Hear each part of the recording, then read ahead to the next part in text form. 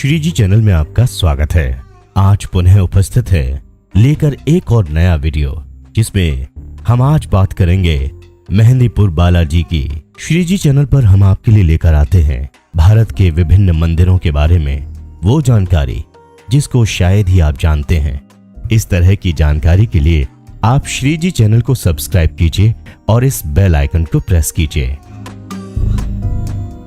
मेहंदीपुर बालाजी के दर्शन के लिए खास नियमों का पालन करना पड़ता है और इसके अलावा इससे कई रहस्य जुड़े हुए हैं। हमारे देश में ऐसे कई मंदिर और धार्मिक स्थल हैं जिनमें कई रहस्य और चमत्कार छुपे हुए हैं। इन्हीं में से एक मंदिर है मेहंदीपुर बालाजी का। ये मंदिर राजस्थान के दौसा जिले में स्थित है। इस मंदिर में काली छाई प्रेत बाधा से मुक्ति पाने के लिए लोग पहुंचते हैं। यहाँ प्रेतात्मा को शरीर से मुक्त करने के लिए उसे कठोर से कठोर दंड दिया जाता है। इसे देखकर लोगों को डर का एहसास भी होने लगता है। आइए जान लेते हैं मंदिर से जुड़ी कुछ विशेषताएं। मेहंदीपुर बालाजी की छाती पर बाईं ओर एक छोटा सा छिद्र है जिसमें से जल बहता रहता है। ऐसी मान्यता है कि ये बालाजी का पसीना है। इस मंदिर में 3 देवता विराजते हैं। एक तो स्वयं बालाजी, दूसरे प्रेत राज और तीसरे भैरव, जिन्हें कप्तान कहा जाता है। बालाजी मंदिर में बालाजी को लड्डू, प्रेतराज को चावल और भैरव को उड़द का प्रसाद चढ़ाया जाता है। कहते हैं कि प्रसाद के लड्डू खाते ही प्रेत बाधा से पीड़ित व्यक्ति के अंदर मौजूद भूत प्रेत छटपटाने लगता है और अजीब हरकतें करने लगता है। मेहंदीपुर बालाजी के दर्शन करने वालों के लिए कुछ कड़े नियम होते हैं। यहाँ आने से कम 1 सप्ताह पहले लहसुन, प्याज, अंडा, मांस, शराब का सेवन बंद करना होता है। आमतौर पर मंदिर में भगवान के दर्शन करने के बाद लोग प्रसाद लेकर घर जाते हैं, लेकिन मेहंदीपुर बालाजी से भूलकर भी प्रसाद को घर लाना नहीं चाहिए। ऐसा करने से आपके ऊपर प्रेत साया आ सकता है। यहाँ पर चढ़ने वाले प्रसाद को दरखास्त और अर्जी कहते हैं। बालाजी के दर्शन के बाद घर लौटते समय ये देख लेना चाहिए कि आपकी जेब या बैग में खाने पीने की कोई भी चीज ना हो। यहाँ का नियम है कि यहाँ से खाने पीने की कोई भी चीज घर पर नहीं लानी चाहिए। बालाजी जाएं तो सुबह और शाम की आरती में शामिल होकर आरती के छींटे लेने चाहिए। ये रोग मुक्ति एवं ऊपरी चक्कर से रक्षा करने वाला होता है। प्रारंभ में यहाँ घोर बीहड़ जंगल था। घनी झाड़ियों में द्रोर, चीते वगैरह आदि जंगली जानवर पड़े रहते थे। चोर डाकुओं का भी यहाँ भय रहता था। श्री महंत जी महाराज के पूर्वजों को, जिनका नाम अज्ञात है, स्वप्न हुआ और स्वप्न की अवस्था में ही वे उठकर चल दिए। उन्हें पता नहीं था कि वे कहाँ जा रहे हैं और इसी अवस्था में उन्होंने एक बड़ी विचित्र लीला देखी। एक ओर से हजारों दीपक जलते आ रहे हैं, हाथी घोड़ों की आवाजें आ रही हैं और एक बहुत बड़ी फौज चली आ रही है।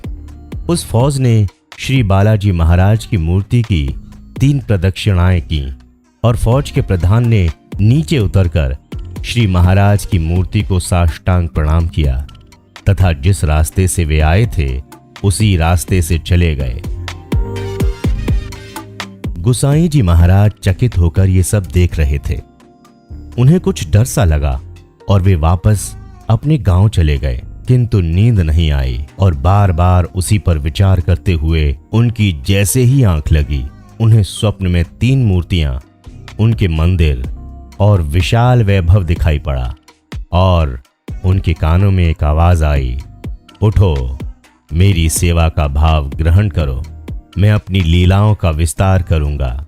ये बात कौन कह रहा था, कोई दिखाई नहीं पड़ा। गुसाई जी ने एक बार भी इस पर ध्यान नहीं दिया। अंत में श्री हनुमान जी महाराज ने इस बार स्वयं उन्हें दर्शन दिए और उन्हें पूजा करने का आदेश दिया। दूसरे दिन गुसाई जी महाराज उस मूर्ति के पास पहुंचे तो उन्होंने देखा कि चारों ओर से घंटा घड़ियाल की आवाज आ रही है, किंतु दिखाई कुछ नहीं दिया। इसके बाद श्री गोसाई जी ने आसपास के लोग इकट्ठे किए और उन्हें सारी बातें बताई। उन लोगों ने मिलकर श्री महाराज की एक छोटी सी तिवारी बना दी और यदा कदा भोग प्रसाद की व्यवस्था कर दी। कई एक चमत्कार भी श्री महाराज ने दिखाए, किंतु ये बढ़ती हुई कला कुछ विधर्मियों के शासन काल में फिर से लुप्त हो गई।